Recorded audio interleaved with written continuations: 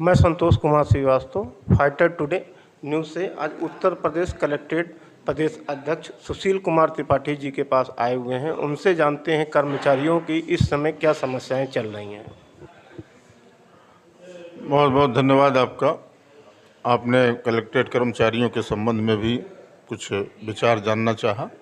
आपके चैनल का स्वागत है। गवर्नमेंट अपने ही आदेशों पर कायम नहीं हो पा रही कर्मचारियों के लिए। चीफ सेक्रेटरी ने एक आदेश किया कि प्रत्येक माह कर्मचारी संगठनों के साथ वार्ता किया जाए, और अभी तक कोई वार्ता शासन और राजस्व परिषद स्तर पर हमारी नहीं लग पा रही है। और अगर वार्ता लगे तो बहुत सारी ऐसी समस्याएं हैं जो वार्ता के माध्यम से ही उसका निपटारा हो सकता है और हम लोग अनावश्यक आंदोलन से बच सकते हैं। अभी हमारा कलेक्ट्रेट कर्मचारियों का ग्रेड वेतन चेंज करने का शासनादेश जारी होना है, वो कैबिनेट में जाना है। पदोन्नतियां नहीं हो पा रही, शासन पात्रता क्षेत्र का विस्तार नहीं कर रहा, जबकि नियमावली में व्यवस्था है कि अगर 5 साल उस पद पर पूरा नहीं तो नीचे की सेवा जोड़कर एक स्तर ऊपर से अनुमोदन लेके किया जा सकता है। लेकिन वो भी राज्य सरकार बहुत हिलाहवाली कर रही है, नहीं कर रही है। आज आप देख रहे होंगे, आप कलेक्ट्रेट में घुसे होंगे तो आपको काफ़ी पद रिक्त दिखाई दिए होंगे। 50% से एबव पद रिक्त हैं। कर्मचारियों पे 3-3, 4-4 पटल का कार्य है। कर्मचारी बीमार हो रहे हैं, पीड़ित हो रहे हैं, अनावश्यक असमय काल की गाल में भी समा रहे हैं लोग। सरकार से हम लोगों ने बहुत उम्मीदें हैं कि हम लोगों का भी कुछ ध्यान दे। अभी 22 फरवरी को हमारा लखनऊ में लखनऊ शाखा का शपथ ग्रहण समारोह था। उसमें डिप्टी चीफ मिनिस्टर माननीय श्री ब्रजेश पाठक जी मुख्य अतिथि के रूप में आए थे। उनको भी हम लोगों ने अपना मांग पत्र सौंपा था और इन सब बातों से उनका ध्यान आकर्षित किया था। और उन्होंने हम लोगों को आश्वस्त किया था कि यथाशीघ्र जो है आपकी इस बार समस्याओं का निराकरण है तो हम शासन से प्रयास करेंगे।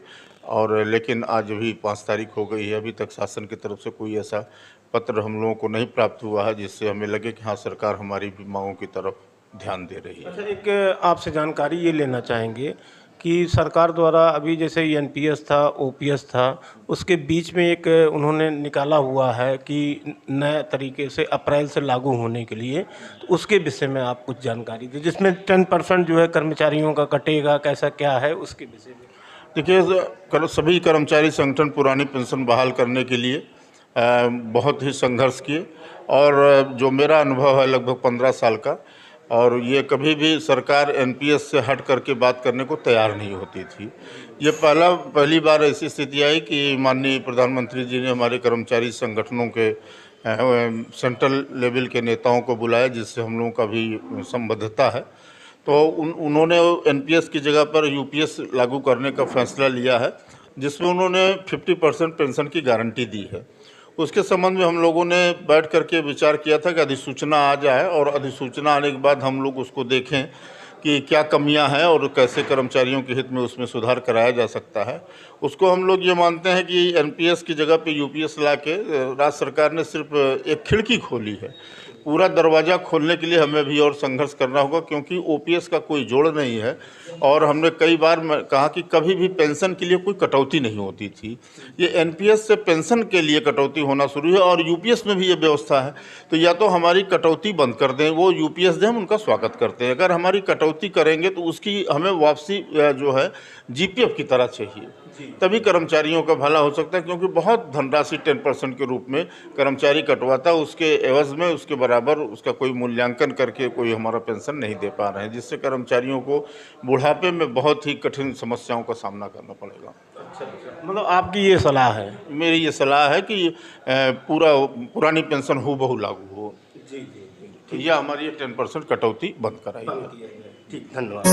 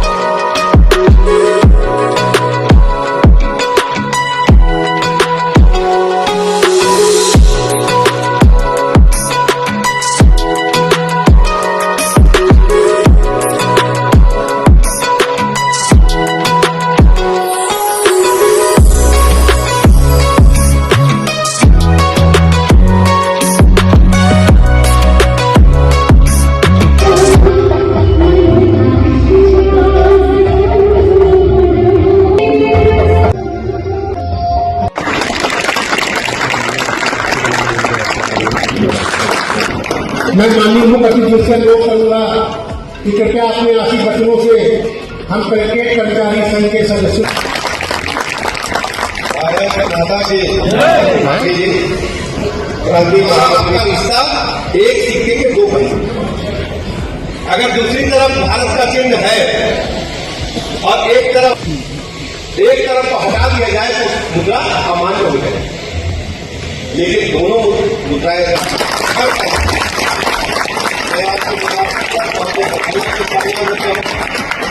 और मुझे इस बात को कहने में प्रसन्नता है, गौरव भी हासिल है। चाहे प्रांतीय अधिवेशन हो, चाहे जिले के राजधानी के चुनाव हो, आप हमेशा अपने बीच में मुझे बुलाकर के मिलने मिलाने का अवसर भी प्रदान करते हैं। देखिए के इस भव्य शपथ ग्रहण समारोह में अपनी गरिमामयी उपस्थिति प्रदान करने वाले और आज के इस कार्यक्रम के मुख्य अतिथि और नवनिर्वाचित जिलाध्यक्ष नरेंद्र जी, जिला मंत्री अशोक जी, उपस्थित मंचासीन अपर जिलाधिकारी और अन्य अधिकारीगण के लिए मैं पूरे प्रदेश के कर्मचारियों की तरफ से मैं समझता हूँ भारत देश में भी अगर कोई राज्य कर्मचारियों को कहीं भी सहयोग की आवश्यकता हुई है तो सरकार